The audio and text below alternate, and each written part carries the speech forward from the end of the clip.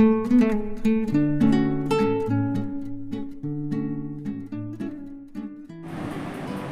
Friends, welcome back to my channel Kanwal study channel.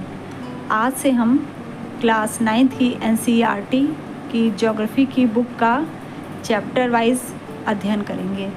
उसमें class 9th की geography का सबसे पहला चैप्टर है भारत, आकार और स्थिति। ये पहला चैप्टर है और आज से हम भारत के बारे में इस बुक द्वारा अध्ययन करेंगे। ठीक है, तो सबसे पहले हम भारत की स्थिति के बारे में अध्ययन करेंगे। तो भारत जो है एक विशाल देश है और ये कहाँ पर है? ये भारत देश हमारा उत्तरी गोलार्ध में है। ठीक है, तो वही यहाँ पर दिया हुआ है कि भारत देश हमारा उत्तरी गोलार्ध में है और इसका मुख्य भाग जो है वो 8 डिग्री 4 मिनट उत्तर से 37 डिग्री 6 मिनट उत्तर अक्षांश तक है। ठीक, फिर इसके बाद 68 पूर्व से 97 पूर्व तक है। ये इसका देशांतर है, ये इसका अक्षांश है। ठीक है, 8 से 37 6, 68 से 97 और इसके बीच से एक रेखा गुजरती है जिसको हम बोलते हैं कर्क रेखा। कर्क रेखा द्वारा 23.5 डिग्री अक्षांश से जो गुजरती है, जिसके द्वारा भारत को 2 भागों में विभाजित किया जाता है। ठीक,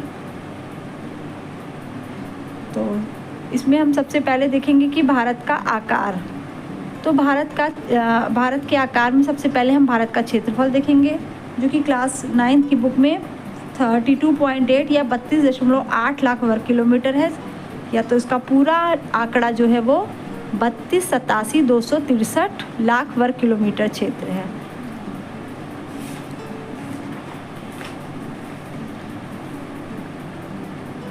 फिर इसके बाद भारत का भौगोलिक क्षेत्रफल जो है वो 2.4% है, 2.4%।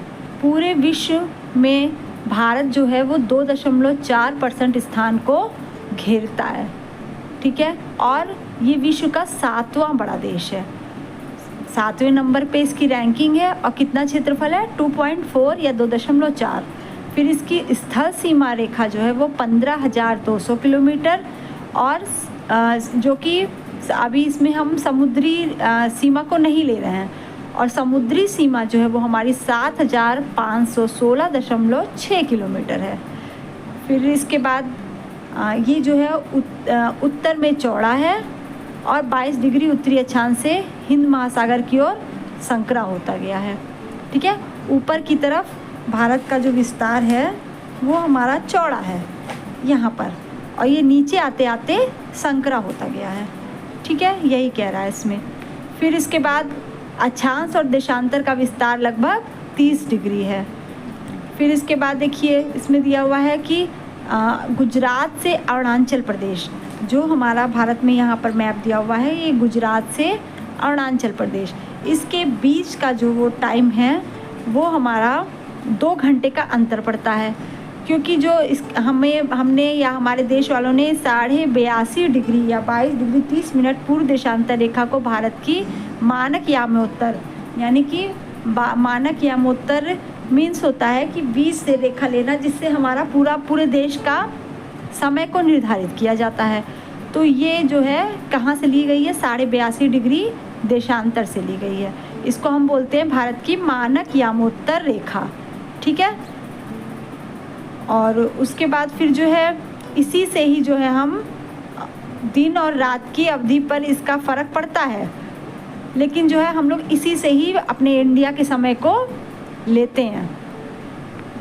फिर इसके बाद अब हम बात करते हैं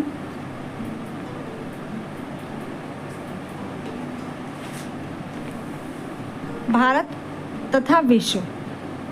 इसमें जो है हमारा दिया हुआ है कि भारतीय भूखंड एशिया महाद्वीप के पूर्व और पश्चिम के मध्य में स्थित है। ठीक है, भारत का जो भाग है वो हमारा एशिया महाद्वीप के पूर्व और पश्चिम के मध्य में स्थित है। ठीक है, और एशिया महाद्वीप का दक्षिणी विस्तार है। ठीक है, फिर इसके बाद देखिए इसमें एक पॉइंट ये भी दिया हुआ है जो इम्पोर्टेंट है, स्वेज नहर कब खुली है? 1869 में। इससे जो है भारत और यूरोप के बीच में व्यापार कितना कम हो गया है? तो 7000 किलोमीटर के तक हमारा जो है दूरी जो है कम हो गई है।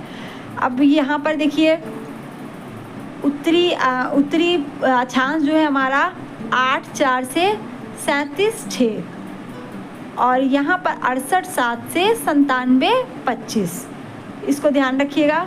और बीच की जो रेखा है, ये जो इसकी लंबाई है ये हमारी कितनी है? 32-14 किलोमीटर है। लंबाई ज़्यादा है और चौड़ाई 29-33, ये जो है वो कम है। तो जैसे कि एक इंसान होता है, उसकी हाइट जो होती है वो चौड़ाई की अपेक्षा ज़्यादा लंबी होती है, वैसे ही हमारे भारत की जो है लंबाई जो है एक डिजिट में देखें तो ज़्यादा है, 32-14 है, जबकि चौड़ाई उसकी कम है, 29-33 है। आंकड़े अगर दोनों दिए हों तो ध्यान रखना है लंबाई जो है वो ज़्यादा है, 32-14 है, मीन्स अक्षांश जो है वो 32-14 है और देशांतर जो है वो 29-33 किलोमीटर है। ठीक, अब हम देखते हैं कि भारत का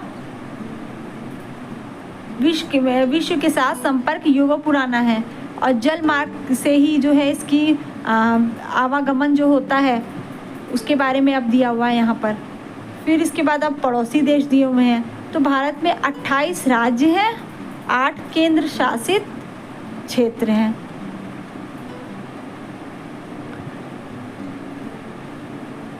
अब इसके बारे में जो है हम लोग अपने पड़ोसी देशों के बारे में अगले वीडियो में हम अध्ययन करेंगे और इस चैप्टर को कंप्लीट करेंगे। अब थैंक्स फॉर वॉचिंग। अगर आपको वीडियो अच्छा लगा हो तो लाइक कीजिएगा, सब्सक्राइब कीजिएगा और शेयर करिएगा। Thank you everyone, good bye.